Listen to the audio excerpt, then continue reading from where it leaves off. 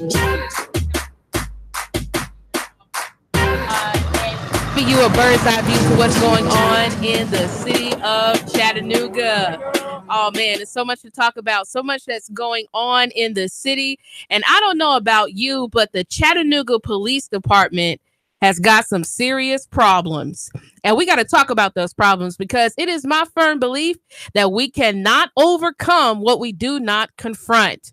We can't overcome what we do not confront. 800-8949, 800-8949, Nougat Radio 92.7. I am streaming live on Facebook. I'm giving it to you, and call in with your questions or your concerns. Now, yesterday was another city council meeting, and I had an opportunity with the backing of Geoffrey Mendel, who is a part of activists within the community and a part and works with Concerned Citizens for Justice. But I was so disturbed when I got up yesterday morning and I found that the Chattanooga Times had posted another article, a second article on the accusations of rape against a police officer. And so it is my firm belief that we really need community oversight into the Chattanooga Police Department. When we talk about going from 2 instances of women being dragged out of their cars by their extremities to now the allegations that police officers are allegedly raping women, pulling them over and leading them into abandoned parking lots with little traffic and then raping them. Folks, to me, that poses, that's a problem. And that was the camel that broke the straw's back. Now, it should have been the camel that broke the straw's back for you, the listener. Now, you, the listener, I want you to think about this for me, right? Because I can get on here and I can make all the arguments in the world about what I feel, about what I think that the city needs, right? But what about you, the listener? Do you, the listener, really believe that we have no power over the Chattanooga Police Department? Do you, the listener, believe that city council has no power over the Chattanooga Police Department, that the mayor has no power over the Chattanooga Police Department, that the sheriff, the elected sheriff who is currently running, Mr. Hammond is currently running to keep his seat, and Victor Miller, another police officer, is running to topple the incumbent. So I find it interesting that we have all of these problems that are occurring. And I can't even say that for myself, I've gone to forums, forum after forum. I've gone to debates. I haven't heard this issue really talked about a lot. And I believe that either the incumbent or the person or Victor Miller who's running against Mr. Hammond is missing out on an opportunity to really address some of the issues and the problems that we're having with the Chattanooga Police Department. I hope they understand. You, the listener, do you feel that our relationship with the Chattanooga Police Department is strained? Because I feel that way. I feel like they have effectively burned bridges with the community and kind of have done it in a way with righteous indignation. What do you, the listener, think? 800-8949, 800-8949. We're also streaming live on Nougat Radio 92.7 on Facebook. I believe that the Chattanooga Police Department is solely responsible for a lot of the problems that are being brought to the forefront, firmly from not being able to hold its own people accountable. Now, when I talk about the Chattanooga Police Department, understand this, please, the listener. Understand that I am not attacking every officer. We got good police officers, and firmly knowing that the average police officer, when they come in, is only making in the bottom $20,000, like $22,000 coming in. They're not even getting paid, in my opinion, enough money to be a police officer. And I don't understand that with the majority of our budget, Me and David Toulis looked at it last week. $74 million of our budget is going to the Chattanooga Police Department. You tell me why. These police officers aren't even making enough money to really police the streets. Now, I'm not saying that all police officers are bad. We got good officers. We got officers who have a relationship with the community. We have officers who love the community, who take pride in putting on their uniform, who take pride in pinning that badge on every single day. I believe we have some very, very, very good officers out there. But that does not mean that we can't talk about the bad officers that continue to steal the show from the good. What do you, the listener, think? Do you think that we need community oversight? Do you think that city council should have an open forum to talk to you and get your sentiments, your views, your opinions, your thoughts on the Chattanooga Police Department? Do you believe that they should open up the floor outside of their general sessions meetings on Tuesday and give you an opportunity as a community member and as a citizen to say how you feel about the Chattanooga Police Department and its actions? Folks, I'm just asking, what do you think? Because you, the listener, you have power. You have power. Your community has power. I believe that if we come together, if we stand up for our rights, if we stand up for what we believe and what we know is right, then we should be able to rein in these terrorist type of actions against the citizens of Chattanooga. But it should be a situation where the solutions, because that's what all I'm interested in. I'm interested in the solutions. I'm interested in finding a way to solve our problems, because we could talk about the problems all day. But what answers do you have? Call me 800-8949, 800-8949. Gina Mule on Facebook. Thank you. Absolutely. They should be held accountable for their actions. And when it becomes a situation to where it looks like our internal affairs unit within the police department is also complicit with the corruption, that leads me as just a citizen to ask additional questions that the internal affairs unit, if they're complicit with the corruption, how can we trust what they uncover? And so this is why I believe it's important for you, the listener, to have a say and a voice, an opinion on what happens when these instances arise, so that any other officer who might have that bright idea, that thinking that dragging people out of a car by their extremities is okay, they'll stop and think twice before they do it. That the officer who might secretly be a pedophile or a rapist may think twice because he knows the community is not going to take any of these actions any longer. He'll think twice before he does anything like that. But the question I have for you, the listener, is, are you dedicated? Are you dedicated with me? Are you dedicated to getting to the answers to these problems? Are you dedicated to standing up and letting your voice be heard? Because Chief Roddy came forward and said that he was interested in having a conversation.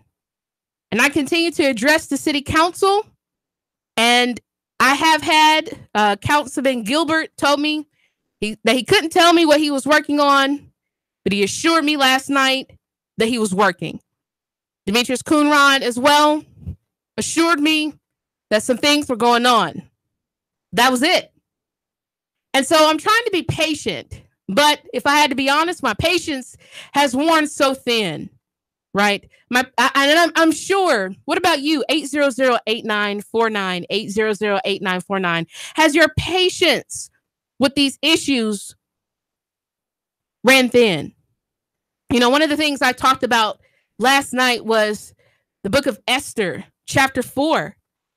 And I was intentional in taking city council to Sunday school because I didn't want them to think in the church, the most church city in America, that maybe God is not watching them, that maybe they think that nobody sees what's happening. But I believe that somebody sees.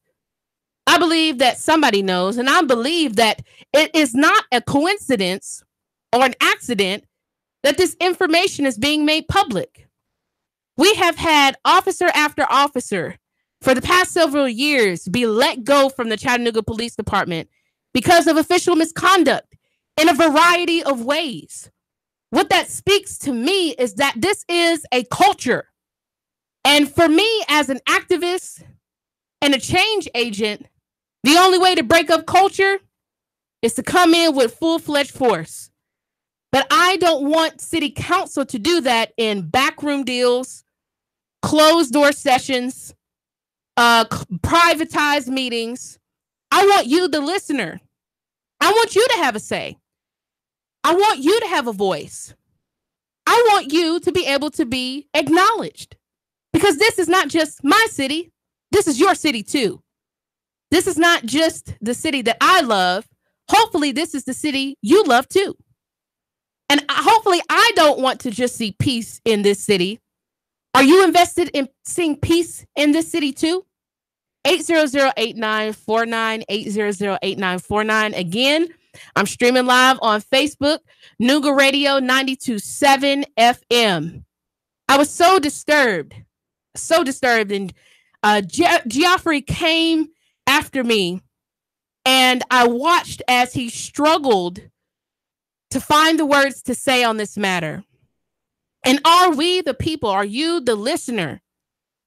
Are you comfortable with believing that the only way that we can have true change is only after person after person, individual after individual, that we have this large pile of complaints and issues and circumstances, and finally, when it just becomes too much to bear, that it becomes too much to handle, that finally we get some relief? I don't know about you, but I want some relief right now. What about you? What do you think? 800-8949, 800-8949.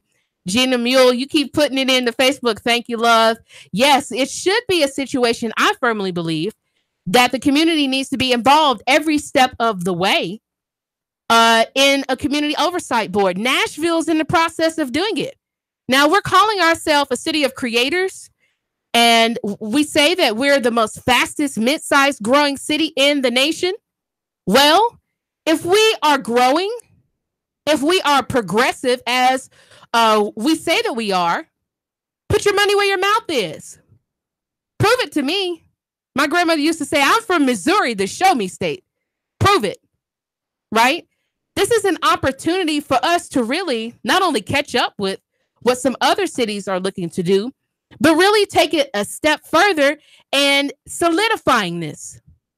I believe that each community has community stakeholders, people in the community that the residents in the community trust, that wouldn't mind speaking up on their behalf.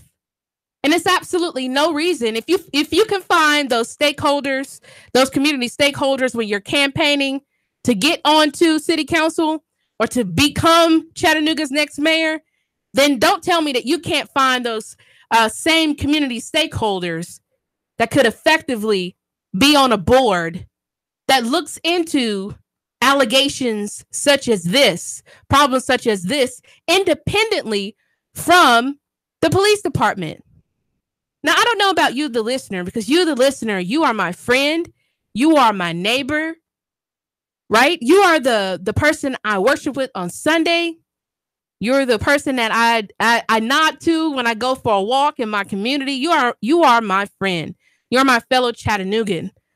I want to hear what you think. 800-8949, 800-8949. Enough has to be enough. Are you tired of what's going on? Are you tired of opening the newspaper and seeing yet another instance of police abuse of power? Now, for me, I believe that power is a tool. I believe that power is a tool, right? Power is like a hammer. If you've ever used a hammer before, the front end of the hammer you could use to build anything. But that claw on the back end of the hammer, boy, you can do some damage. And so when we as the community offer power to somebody, understand that power is something that they can use either way. They can use that power to build something, or they can use that power to destroy everything that has been built. And so what is the Chattanooga Police Department doing? Are they honestly building beautiful relationships, beautiful instances? Is the only time I'm expected to see the Chattanooga Police Department doing something positive or good is when they're doing some lip syncing challenge, dance challenge. That's the only time I'm going to see them doing something positive in the neighborhood. And that other than that, unless it's not some new craze or some new challenge, that somehow they don't have the capacity to do something for the city of Chattanooga. Not something for recognition, but something for you, the listener. How did you feel when you opened the newspaper and you saw that? Or when you got on Facebook yesterday and you saw your friends share that article? How did it make you feel to see just yet another instance of this? 800-8949, 800-8949. What other changes do you see need to be made when it comes to relationship between the Chattanooga Police Department and the community? Does it look like getting officers back to walking the beat, to where they got to get out of their cars instead of seeing them parked in parking lots, but they got to leave their vehicles behind and actually walk in the communities that they police? Now, we have a huge biking initiative, and yesterday in City Council, I saw where more money is going to be going to the biking initiative and the bikes that are here in the city of Chattanooga. What about officers on bikes? So the Chattanooga Police Department can't put more officers. Number one, it'll help them get in better shape, but put officers on bikes to ride within the community. Is that an option? What do you think? 800-8949, 800-8949. You know, it used to be a time where the people who police the community, even if they weren't from there, they could have respect in the community because they went in the community, not only when it was some trouble, but they would walk and they would talk to people. They could talk to people, and to the point to where the community trusted them so much that it wasn't uncommon for police officers to be invited to barbecues or a birthday party or a block party, and nobody felt uncomfortable with their presence. And why is that? Because they built a relationship. You know, Logan Taylor of YB Normal said that relationships are the new currency. Do you believe that? If relationships are the new currency, then I'm telling you, the Chattanooga Police Department is bankrupt because it's missing out on stacking up its piggy bank with new currency, relationships. I believe that building a relationship with the community should be the biggest priority. You know what? You can cut crime that way. Why? Because the community trusts you. If the community can trust you, you know what? The community will step up to help solve its own problems. Because I believe it's not just the burden of the police department to help change this community, to help change every community, to help change the direction of the city. I believe part of the responsibility is on you, the listener, and your neighbor and your friends. I believe the burden is even on me. The responsibility is also on myself to change the trajectory of the city of Chattanooga. But there has to be trust, right? Every relationship, if it's going to last, if it's going to grow, it has to be based on trust. And right now, I can't trust the Chattanooga Police Department. And I say that with a level of sadness. And I don't believe that a lot of Chattanoogans are far from where I feel. We don't trust the Chattanooga Police Department.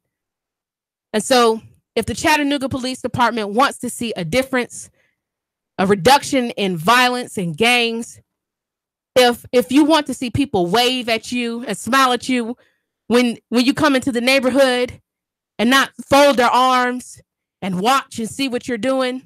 Build trust with us. I believe that's something that we can accomplish in the city. And I believe you, the listener, have the power to change the trajectory of what's happening in the city of Chattanooga.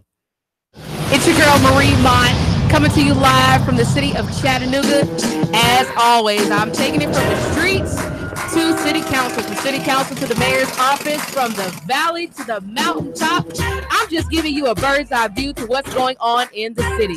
And I believe that if you would just join your hands with me, then we can make a difference in the city of Chattanooga. I love you all, and guess what? There's nothing that you can do about it. Y'all have a good day. 3, 2, 1. Chattanooga Radio, Digital FM 95.3 HD4.